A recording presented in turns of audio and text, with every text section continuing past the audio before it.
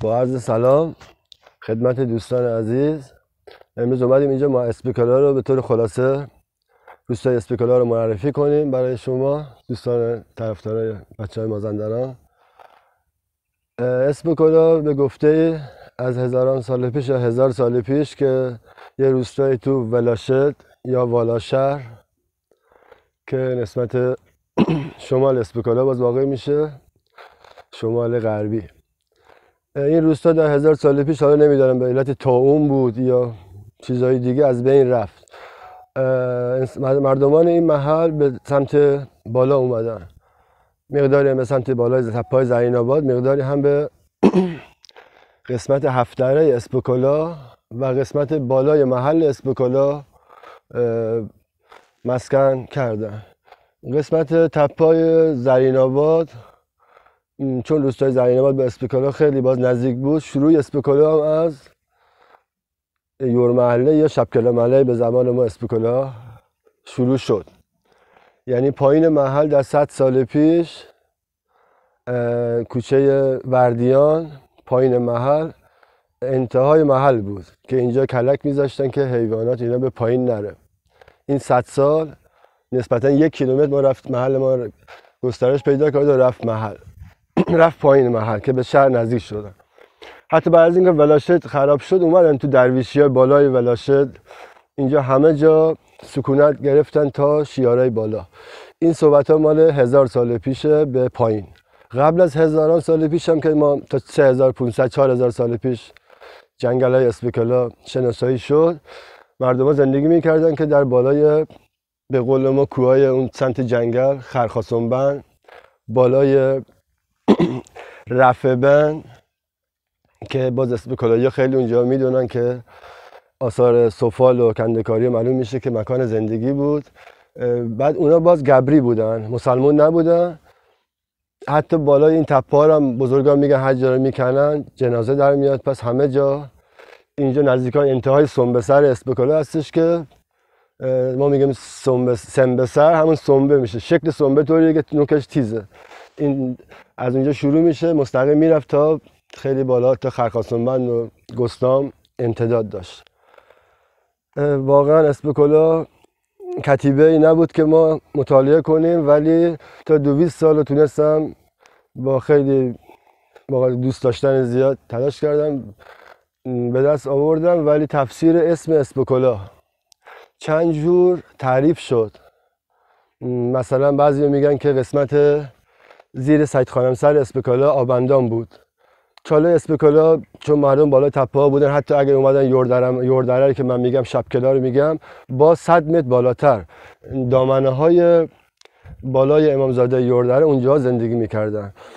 کل مردم پایمالیا، خاندان سعیدی ملاولی و کرمیا پیش مسجد آخرین خونهشون بود. همهشون قومایی مثل سالخورده ها، مثل سعیدینی ها، مثل اسدی ها، همه اول یوردره ملک داشتن. حتی سعیدی های حسین زابط که پایین محله هستن اینا هم یور محله بودن. پس شروع محل از یوردره بالا محل بود. بالای محل هم که 100 به اونور، آخرای محل تا هفت‌دره میگفتن تیرگر محله که 20 خانوار تیرگر بودن، یعنی از ایران بودن نژادشون، که 2 تا تو اسپیکالا موندن. پدر طالب ابراهیمی که در جنگل اسپیکالا ملک دارن، پدر بزرگش حاجی ابراهیم میگفتن، پدرش که شیخ علیه. پدر بزرگش تو آخر محل ملک داشت که باز بچه‌هاش اینا به من گفتن. هفت‌دره هم که بودن. دوباره 500 سال من این روستای اسپیکالا رو خدمت زدم، چون 100 سال رفتم دیدم که گفتم که امتداد محل تا کوچه وردیان بود. تعداد خانوار هم بود 50 خانوار. تا 200 سال رفتم دیدم تعداد خانوار اسپیکالا چپکلا یوردره شد 20 خانوار. پس حالا دیگه 400 سال اینا میشه این روستا رو خدمت زد. مونده اسمش. خب حالا میخواستم اینو بگم، چون آبندان بود یک تفسیرایی کردیم که آقا یزدان طالبی خدا بیامرزه گفته بود که من اینجا سوال کردم، گفتن اینجا چون به اسب آب میدادن اسمش شد اسب اوکلا، چون ما به آب میگیم او، یه تفسیرش حالا آقای طالبی اینجوری بیان کرد که بازم خدا رحمتش کنه، ولی یه از زرین آباد یه تاریخ‌دانی به من گفت که اسبو کلاه اسبو خانی بود، اسم خان بود اسبو، اینجا رو تعریفش کردن اسبو کلاه. باز اطلاعاتی که به دست آوردم اسپهبات خورشید در بالای کوههای مرمد بودن، بعد از جنگ با عرب اینا متلاشی میشن میان سمت اسب کلاه سفید داشتن، آدمای جنگجو رزمی ورزیده بودن. به گفته اسم اونو از اونا گرفتن، به گفته که میگن در داخل جنگل اسب کلاه مقر یه دختر پادشاه سلجوقی بود به نام اسبویه. یکی از بزرگان اینم به من گفت. حالا اسم واقعیشو واقعا شاید الان نتونم بگم و بعدها انشالله در کتابی که برای تفسیر اسب کلاه نوشته میشه شاید 90% رو اونجا اعلام بشه. مونده جایی که قدمت خیلی خوبی داریم از اسب کلاه، از مکانهایی که مذهبی و تاریخی باشه و فرهنگی.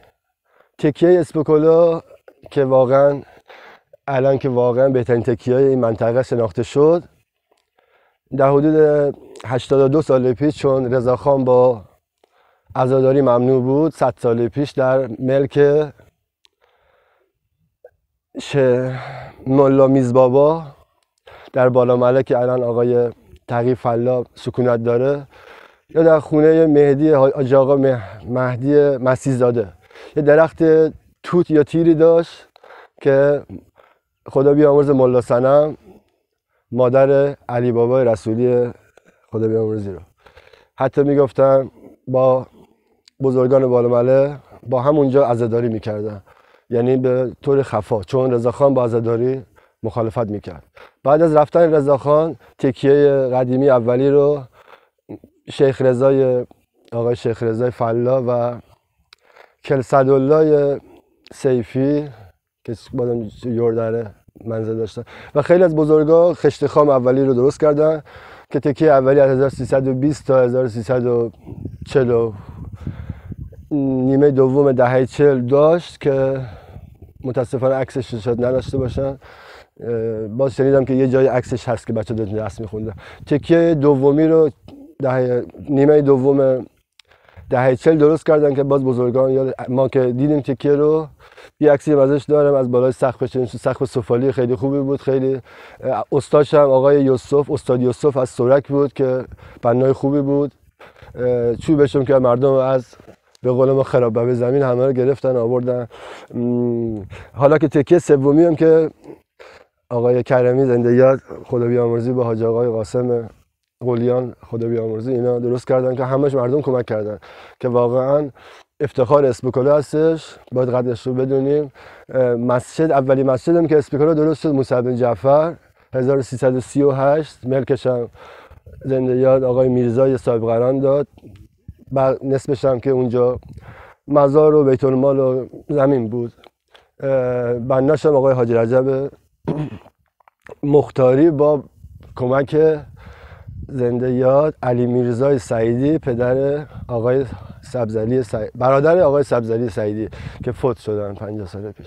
این دوتا مسجد کنترات گرفتن درست کردن. حالا مسجد بازسازی شد. مساجد دیگه خلاصه باز تاریخش رو بچه‌ها میدونن، یعنی چون قدمت دیرینه نداره. فقط باید این ذکر که مسجد بالا محله چون ملکش مال مادر مختاریا بود زنده یا زینب نبوت، ولی اونا دادن، ولی عوضش رو آقای قلیان گلبابای قلیان اگه اشتباه نکنم برادر میرزا قلیان پدر حاجی طیبه و حاجی رقایی و حاجی روبابه عوض ملکش داد. شاید مردم بهتره که اونجا میرن ازش یاد کنن و روش رو شاید بدونن. میمونه مدرسه اسب کلاه، مدرسه ابتدایی. متاسفانه تاریخی که در مدرسه اسب کلاه خورده متاسفانه نوشته 75 74 برف سنگین در اسب کلاه اومد که باز من سربازی بودم چون یادم اومده بود مرخصی اون شب داشته می اومدم دیدم سقف اومد پایین. حالا 75 درست شد، ولی چون ملک حیات مدرسه قدیمی داشت، اولین مدرسه هم که 1342 باز با کمک بزرگان حتی شنیدم که یه بزرگ اسپکولا 200 تومن پول به بخشدار داد که مدرسه نیاد. اولی مدرسه میره قرتکلا، سال بعدش باز کمک میکنن که مدرسه رو میارن به اسپکولا. از دستاندرکاران میخوام که تاریخ اصلی مدرسه رو بزنن، حالا بزنن مجدد 75 ولی 42 رو بزنن. فراموش نکنم که بهترین چیزی که داریم افتخار محلمونه، واقعا قدرش رو باید بدونیم، مزار ما هستش که من باز بیشتر مزارهای محلات میرم. بعضی مزارها از محل خیلی دوره، نسبتا خسته کننده شد، ترسناکتر باشه این آدم به جنگات، ولی مزار ما شبیه پارک و وسط محل واقع شد. خیلی بد طبیعتش، چون بعضی مزارها مثلا قلعه سر مزارش درخت آزاد نداره. درخت آزاد هم که بازم میگن شاه عباس، دوره شاه عباس که باز میگیم شیعه صفوی، برای مزارها درخت خیلی خوبیه، درخت که اون منطقه رو خیلی خنک و خیلی عمرش هم زیاده. مزار ما نسبتا به نظر من 800 سال، باز تا گفته‌ای که مهندس مختاری، خدا زنده یاد مهندس مختاری به ما گفته بود، آقای مشهدی نورالله اسدی که بزرگ اسپکولا قدیم، یک ملای هم بود، دانا بود، با سنگایی که بزرگی که به خط عربی نوشته بودن شناسایی کرد که مال 800 سال پیش. حالا تو زیر مزار، زیر امامزاده قاسم نزدیک پلش، از اون سنگا چند تا وجود داره که مال 300 سال 400، ولی سنگای بزرگ متاسفانه که ما دهه 60 دیده بودیم و یادمونه، افتخار محل ما بود. نمیدونم چیکار کردن، انشالله که یه روزی یه جایی دفع کرده باشه ما بتونیم اونا رو بکشیم بیاریم بیرون، که افتخار حداقل ارزش خیلی تاریخی داره، چون هر چیزی سنگ چوبی از 120 به بالا باشه اون ارزشش، حالا اون که نوشته های خیلی سختی بود، حتی 100 به اونور اجداد ما هم که به خط عربی می‌نوشتیم. مثال مادر بزرگ حاجی محمود در اسپکولا دفنه نوشته معراج بنت علی اکبر، یعنی دختر علی اکبر. واقعا مزار ما که حالا یه زمانی مزار اسپکولا بالای محل واقع بود، پس محل تو ولاشت بود، مزار بالای اسپکولا بود، قسمت درویشی اسپکولا، که بعد روستای زرین آباد هم 100 به اونور می آوردن اسپکولا، که تمام اشترالملکا یا خانه‌های زرین آباد تو اسپکولا دفن بودن، به جز مصطفی خان حالا یا خانه علیار خان، اینا که تو زرین آباد، یا آقای مصطفی خان که مسجد مصطفی خان چهاربرق بنا کرد، باز بچه زرین آباد بود. بعد از اومدن رضا خان خب خانه رو از زرین آباد گرفت، رابطه ما با زرین آباد نسبتا خیلی باز بهتر شد. مزار اسپکولا حالا الان پایین محل واقع شد، محل رفت بالا، پس تغییراتی که انجام شد، ایجاد شد. آبندون هم که گفته بودم، پس زیر سید خانم سر آب جمع می شد، محل یه جوری چاله بود. بعدها خشکی که اومد، یه اسم دیگه اسپکولا باز در تاریخ لغت، در کتاب لغتنامه دارنده چشمه های آب جوشان یا خروشان، که واقعا ما خیلی چشمه داشتیم. الان که اینجا وایساده هستیم، قسمت لد اسپکولا پشت منبع آب، ما همین 100 متر اون سمتر باز نکتر قله اصل داشتیم، یعنی چشمه خیلی خوبی داشتیم که باز 20 سال 30 سال خوش شد. روبرو تپه‌های زرین آباد میگیم یور، یا اونجا خیلی آب داره. حتی آقای ساداتی بالا نوک قله زرین آباد چا زد که خیلی بازم آب خوب گرفت. دو سه تا چشمه‌های خیلی خوبی داشتیم، یکی چشمه پایین محل 70 خانوار ازش استفاده میکردیم که سمت باز اونجا دیروز اتفاقا فیلمش رو گرفتم والا نشون میدم. یکی دیگه از امامزاده که یور محله داره، از پشت خونه آقای کربلایی گلعموی شعبانی از اون تپه می اومد. آبندونی که اینجا داشت، سرچشمش یه چشمش از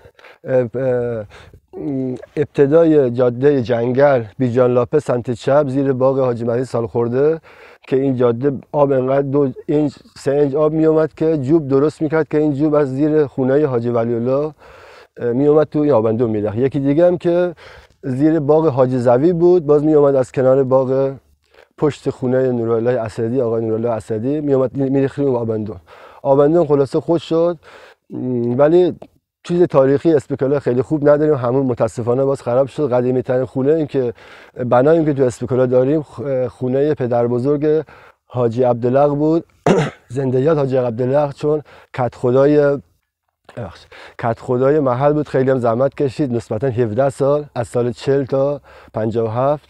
پدر بزرگش یه ما میگیم نپا یا خونه 2 طبقه تو فعلا هنوز بقای داره، ولی آخراش مثل اینکه زیرش هم یه سرداب داره که 10 متر 20 متر، خیلی اون موقع چون یخچال نبود. اون بنا فقط ما تعجب هم که سال 1318 بود چند بود زلزله اومده بود، اون بنا چرا خراب نشد. یه خونه دیگه هم داره، ولی بیشتر مکانای قدیمی تاریخی که خود منم خونه پدر بزرگم خراب کردم، الان ناراحتم که نمیدونستم اون موقع. به امید باز معرفی جای دیدنی اسپکالا بازم بیان میکنم. فعلا خداحافظ شما.